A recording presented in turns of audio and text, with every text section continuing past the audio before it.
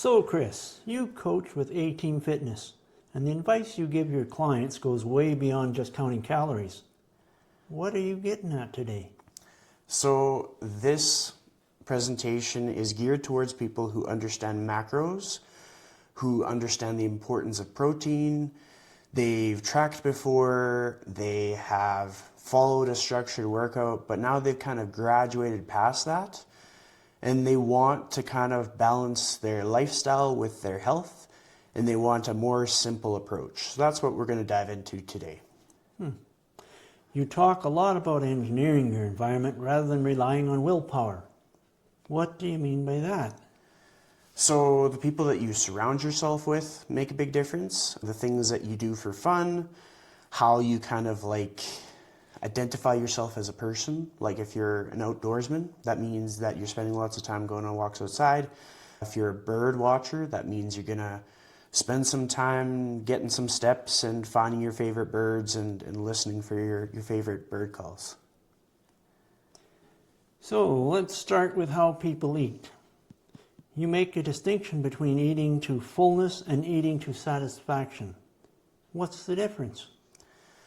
So when it comes to eating to fullness, there is some nuance to it because you can eat a lot of different food items and eat an abundance of it and still feel like you could have some more.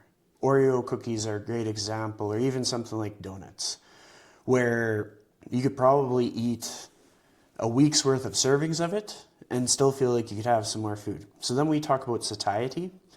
When you have something that is rated as a high satiety food, something that's high in protein, something that is high in volume, like a lot of vegetables, it allows you to feel full at a quicker rate than you would from the more processed foods.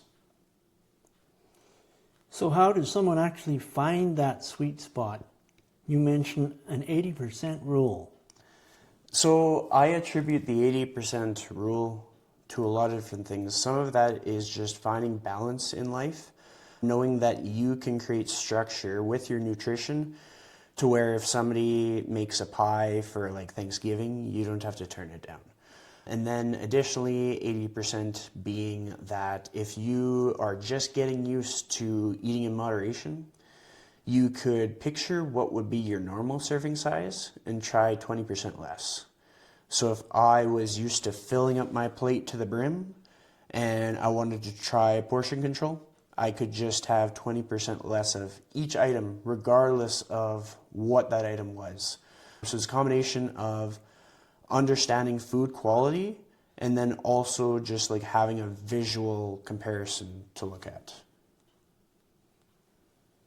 But if I'm distracted, as sometimes happens, eating in front of the TV, scrolling my phone, how would I even notice when I'm satisfied? The thing is that you have to look at your environment again. A lot of people benefit from not having their meal when they're watching TV. Maybe you set aside 20 minutes of uninterrupted time where you have your meal with no distractions. And then if you're going to have a snack, either pre-portion it or choose a snack that's high on satiety. That gives you a bit more control. Because if you're distracted, you don't necessarily recount all the different food items that you ate. It kind of becomes something that falls to the wayside and sits in the background, even though it might have had the equivalent calories to a normal meal. Well, that sounds great at home, but what about when you're eating out? How do you do an 80% rule at a restaurant? Sometimes the trick is to look at what you ordered and then ask for a takeaway box in advance. It seems a little bit unusual, but if you plan in that way, you can have your whole meal, you get the whole value that you paid for, but you've made a premeditated plan to portion it. And you're not thinking, I have to finish this because I paid for it. You're thinking, I'm going to finish what's left of my plate because I've already boxed up what was too much for today. When you're making those meal adjustments, what should people be prioritizing? The biggest thing is looking at your meal and looking at what is the protein source. And a calculation that I'll often use with people is If you were to look at the nutrition facts of that protein source and you were to multiply the calories by 0.1, that would basically take off a digit from the calories. And if the protein amount was higher than the calories after that mathematical equation, that would be a good protein source. So for example, you could apply that to an egg. You could apply that to a lean meat. And taking that digit off the calories is going to place that protein number higher than calories times 0.1. Okay. Give me the actual numbers. How much protein does someone need? What I tend to help people gear towards is looking at their body mass in grams of protein. So if somebody was 200 pounds, even if they're looking to get leaner and maybe lose some body mass, they could still aim towards 200 grams of protein as their North Star. Now this comes with some nuance, because if somebody is used to having maybe 70 to 90 grams of protein a day, which isn't uncommon among people who kind of like fall off the tracks, maybe they're experienced with macro calculation, but they stopped looking closely, then you would take a laddered approach. So you would take what you're currently having and then look at ways to add 5 grams of protein per meal. And then over the course of the day, that might be, depending if you're adding on a snack, it could be between 15 and 20 additional grams of protein. And week by week, you could ramp it up. And over the course of maybe 4 weeks, you would make that adjustment to where your meals are a bit more high in protein, ideally whole foods, something that's a lean protein source, not necessarily loading up on protein bars or considering chicken wings and peanut butter as your ideal source of protein. And after some time, you'll have found that your protein amount increases. Your satiety will improve, but you didn't do it in a fast, stark contrast, so it feels good on your gut health as well. So 55 grams per meal sounds doable. But are people actually hitting that, or do they just think they are? That is a good question, because a lot of people will kind of overestimate the amount of protein that they're actually having. What can help is getting familiar with what portion sizes look like. So I have a precision nutrition background, and they often lean towards like using like parts of your hand for a serving size, like a closed palm, an open palm, half a palm, stuff like that, just things that people are familiar with. So what I would say is just get very familiar with like some standard food items. So when you're portioning out 175 grams of Greek yogurt, just be familiar with what that looks like, or maybe you're portioning it in a cup kind of thing. And then once you kind of have that stuff standardized, then you can be a bit more accurate in your assessment as to how much protein that you've had.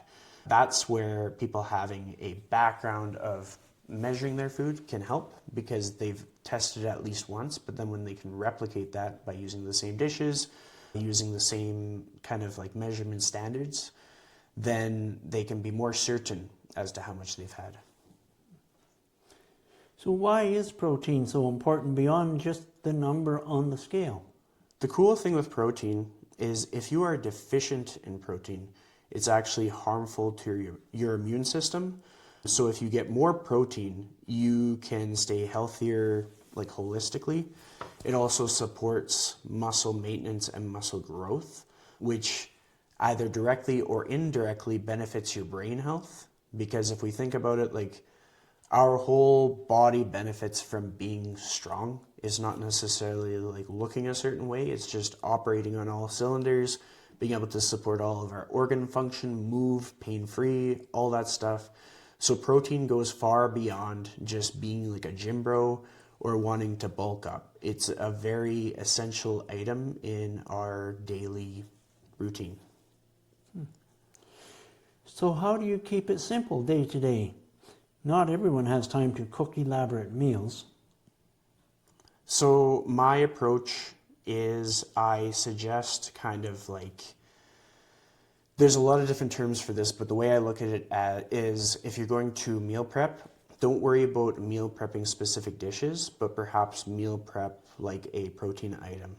So you could look at cooking a big batch of chicken and then having it in the fridge for the next few days where you can apply it to a salad, or you could mix it into a pasta, or you could quickly whip up some vegetables and add it into a stir fry. And then there's a multitude of ways that you can get that serving of protein, but you don't have to put aside the 20 to 30 minutes to prep the protein. And then the vegetables that you're adding in don't take nearly as much time to cook. And some people might use an air fryer for something like that. Okay. So now, what about fiber? Protein gets all the attention, but you also talk about fiber. Why does fiber matter so much? Fiber is extremely helpful not only for organ function and blood flow and blood pressure, but it's also kind of like a secret weapon for people who have trouble with snacking. So if you're someone who falls into bad habits, you know how to stay on track because you're geared towards protein. If you need another guardrail to kind of keep yourself on track, prioritizing whole food sources of fiber, which include not only like vegetables, fruit, but also whole grains, legumes, lentils, stuff like that. Anytime that you are getting enough fiber, it'll help with like how hydrated you feel. It will help with how full you feel. It'll help with like bowel movements, as many people assume. And ideally, you want to get as much of your fiber from whole food as possible without having to lean on supplement alternatives, because you'll see all kinds of different fiber products, but the quality of fiber is not always that great because, again, it becomes a bit more of a processed product than a nutrient-dense product. So what's the simplest fix for someone not getting enough fiber? The thing that I like to suggest is take whatever meal that you're planning on having and add like a serving and a half of vegetables to it. And again, this is one of those things that's very similar to the approach that I suggested with protein, because if you have a whole bunch of fiber immediately, you're going to get sort of an upset stomach. You're going to have a disruption to your bowel movements. So what you could do is just make sure that you have a side of vegetables. And when we're thinking about that, we want it to be something that's not like deep fried. We don't want to add too much to the vegetables. You could add like some light oil and lots of seasoning and stuff. But when we're thinking about like a deep fried vegetable or a vegetable that has been created into something a little bit too suspiciously delicious, like bacon wrapped anything, that wouldn't be your go-to source of fiber. But like something that one of my industry friends does is at the end of the day, he'll take a bowl, some frozen Costco vegetables, he'll toss them into the bowl, microwave them, and then he'll just have them just like that. So it could be just as simple as that, and just throwing it into your daily routine to ensure that on any given day, you're getting your minimum serving of vegetables across that whole day. So now, what about when you go out? Eating right at home is one thing. But what happens when you show up at a party, a wedding or a bachelor party? How do you not blow it? There's a few different approaches to this, and it kind of depends on like the season of life you're in and what else you got going on in your day. One of the approaches is some people will ensure that they get at least 80% of the protein goal through their meals leading up to that. Other people might take it as an opportunity to eat later in the day, knowing that that event is going to be very calorie dense. And then another thing that you can do is you can look at the options that you have when you get to the social gathering or party and be a bit more selective as to what you choose.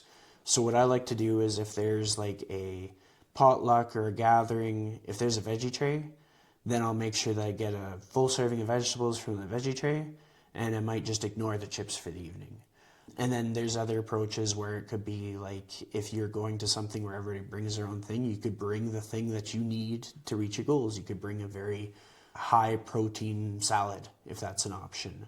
Or you could be someone who brings maybe a high fiber appetizer just to kind of keep the satiety up and to keep you feeling good the next day. What about alcohol? If you tell people you're only having one drink, doesn't that just invite pressure? It really does. And alcohol is something that some people have a hard time kind of setting boundaries with.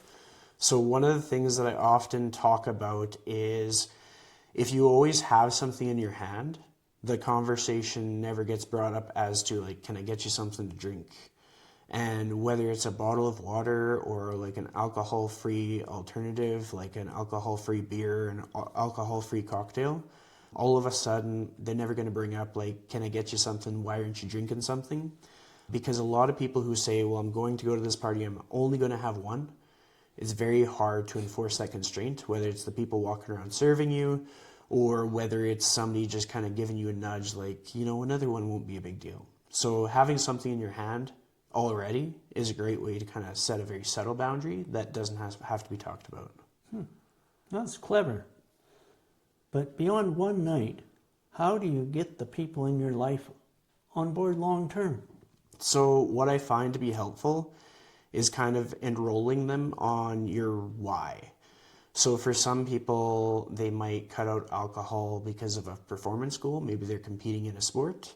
For other people, there's a lot of people who just cut out alcohol because they want to have a family and they want to make sure that there's nothing that would get in the way as far as health that could possibly sabotage that, especially people as they're getting older.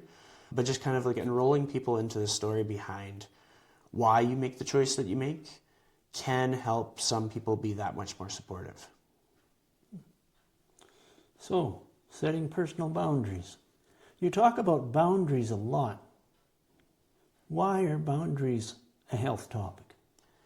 Boundaries are kind of one of those like unspoken obstacles to where when you have them, you have a bit more control over the trajectory of your life. And when you don't have them, other people have full control over the trajectory of your life. If you have like a people pleaser personality where you want everybody to like you, a lot of things will fall to the wayside and you might find that people like you when you make poor decisions. Whereas if you set really good boundaries and people are like, oh, like have a drink or, oh, you could have that piece of cake, and you're able to kind of set a line between like what you want to do that day and what you don't want to do that day, it helps to keep you on track. And all of that is in knowing yourself enough to know who you are and how you show up in the world, and knowing that you don't have to please everybody. And how do you enforce those boundaries without ruining relationships? The thing that I often do is I just make a clear reason as to why I make certain choices, and I also surround myself with people who are the most supportive of me. So if there is someone that has an objection to me wanting to be able to be active and happy and sleep well, I might not make as much time for them. I might not visit them as frequently. And if somebody is excited that I'm making a choice for myself, even if they don't see eye to eye with it, then I'll prioritize them because they make it easier for me to be myself. So, now we're building exercise habits. Let's talk about exercise. What's your philosophy on building a workout habit?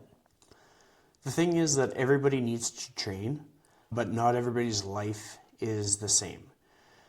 So I often like to make it as much a part of who you are as possible. So everything from parking far away, that could be a part of your exercise and activity, or it could be like the physical tasks that are part of your day.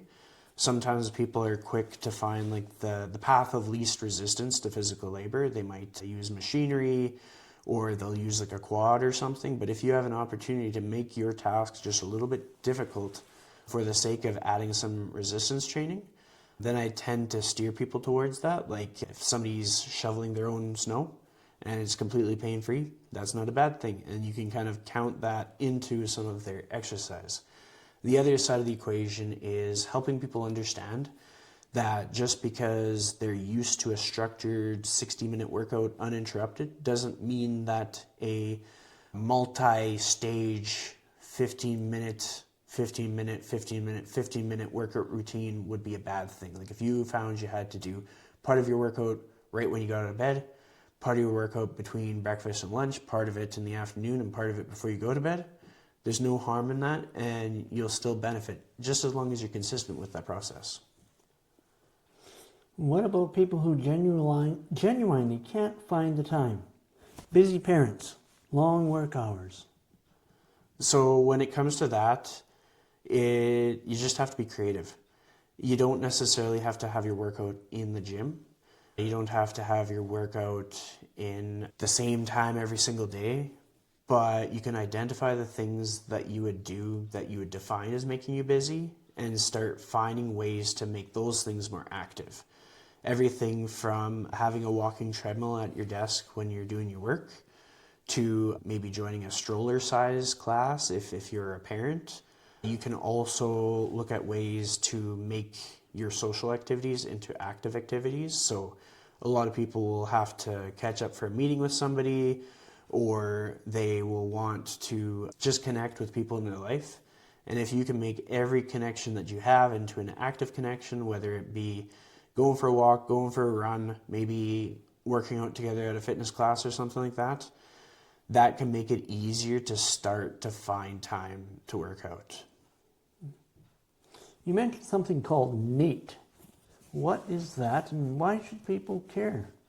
So NEAT is called non-exercise activity thermogenesis, and it attributes to all the activity that we get outside of structured exercise. One of the good things about NEAT is it makes a big difference, not only in our health outcomes, but in just how we feel in general. So NEAT could be keeping an eye on just your overall step count. It can also be giving yourself credit for the fact that some of your routines might be inefficient. There's a lot of people who will pick up a phone call and they'll kind of wander around the house. That's not a bad thing. It increases NEAT. There's other people who might choose to take the long way when they're going through a store. Maybe they go through a store and they have to go through all the aisles even though they know that exactly what they need is in aisle 12. There's also people who tend to fidget around more. They will often have a higher NEAT, and where one person might say they have a higher metabolism, it's just that their body, their energy balance is higher, so it's easier for them to hit a caloric deficit. And so if somebody else wanted to kind of mirror that, if they got into a routine where they had a natural way that they moved more, whether it was just walking around the house, wandering, pacing, etc., then that would help them stay on track. So what you're saying is you can boost your NEAT without overhauling your whole life. Exactly. One of my favorite ways is I have a Park Far Away club that I have people enroll in. There's no membership fee. You simply park far away, and it doesn't take up too much more time in someone running their errands. And if you have multiple stops to make in your day-to-day adventures and you're parking far away for each one of them, it can increase your step count across the board. And if you keep that consistent, that's one less thing you have to think about when it comes to exercise and activity. Now, the last big topic is caffeine. Most people think they have a handle on it.